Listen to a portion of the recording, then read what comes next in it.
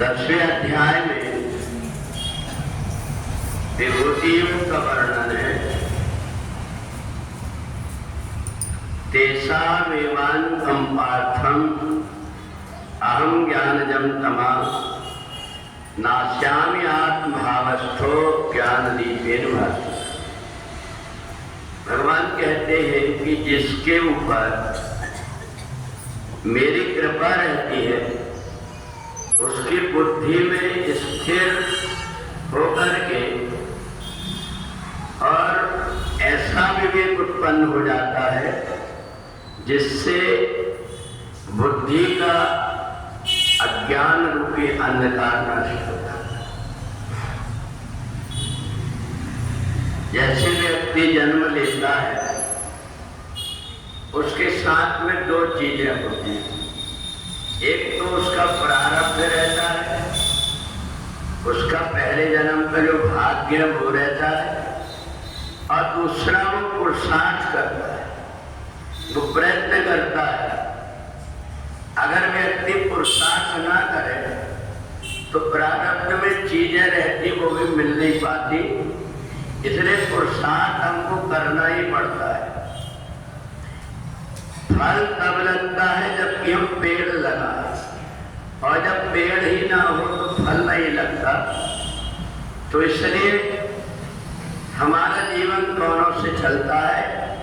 एक तो हमारा जो प्रारब्ध है, पहला हमने जो कुछ किया वो हमको मिल जाता है, और जो कुछ थोड़ी बहुत कमी रह गई है, जो कमी रह गई वो अपने पुरुषार्थ करके मेहनत करके व्यक्ति उसको पूरा कर लेता है।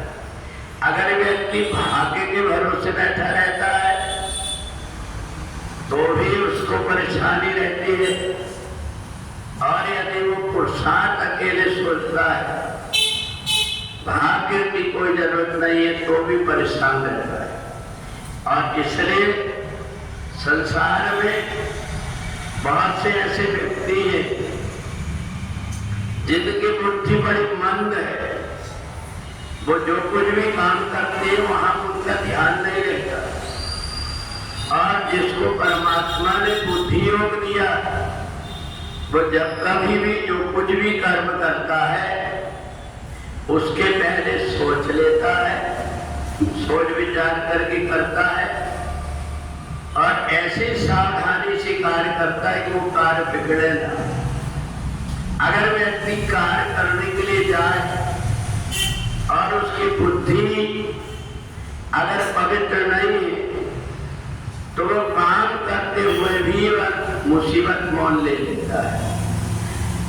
हम कोई वजनदार चीज उठा रहे हैं, हमारा ध्यान नहीं रहा और वो हमारे ऊपर गिर करके चोट पहुंचा देती है। और समझदार व्यक्ति जो कुछ भी काम करता है सब चीजें ध्यान रखता है, इससे कहीं ऐसा तो नहीं होगा, ऐसा तो नहीं होगा, सारी बात सोच करके तब काम में हाथ लगाता है। एक व्यक्ति ये सोचता है कि ये गिलास रखी हुई है, इसको जगह पर रख देना चाहिए, और उसका ध्यान इधर उधर है, और वो गिलास उठाने के लिए गया, गिलास में दूध भरा हुआ था, उसका चित्र दूसरी तरफ था, गिलास पकड़ने के लिए हुआ और गिलास उलट गई। इसको अज्ञानता कहते हैं। तो इसलिए भगवान यही करता है कि जो भगवान से जुड़ता है उसको बुद्धि योग मिल जाता है।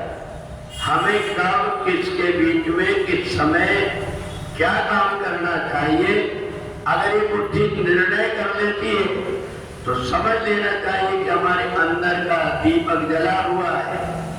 और यदि ये बुद्धि निर्णय नहीं ले पाती तो समझ लेना चाहिए कि दीपक या तो बहुत धीरे धीरे जल रहा है या तो जला ही नहीं।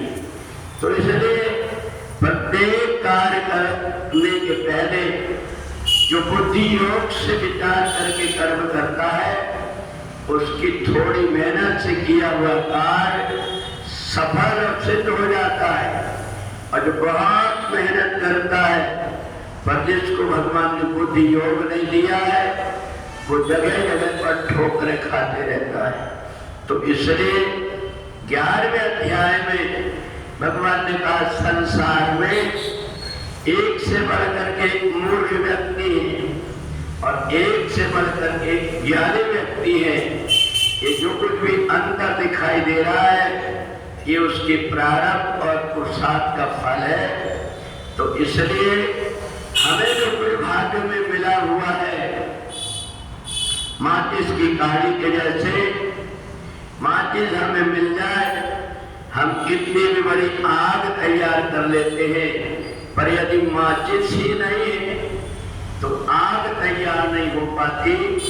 ये प्रारब्ध कुछ देकर के भेजता है, हर व्यक्ति को देता है, या तो ज्ञान देता है या अज्ञान देता है। ज्ञान अगर पुरुषार्थ में प्रारब्ध में हमको मिला है तो हमारे जीवन में थोड़ी सी सफलता के लिए हमें ज्यादा प्रयत्न नहीं करना पड़ता। इसलिए परमात्मा से जुड़ते समय अंदर का हमारा दीपक जले, यदि रोज थोड़ी देर परमात्मा से अपना चित्त लगाए, हल्दी कुकुर चावल फूल ये सब कर्मकांड से संबंधित है, परंतु ज्ञान यज्ञ के द्वारा हम रोज भगवान को गंगा जल से स्नान कराए, मानसिक रूप से भगवान को चंदन कुमकुम लगा करके अच्छे वस्त्र पहनाए, भगवान को भोग लगाए। बुद्धि के द्वारा यदि मानसिक रूप से हम परमात्मा से जुड़े रहे तो हमारा प्रारब्ध भी ठीक हो जाता है और पुरुषार्थ भी ठीक ढंग से रहता है। ये दोनों भी समझ जाने से हमारा जीवन भी अपने आप बदल जाता है। बोले वृंदावन बिहारी लाल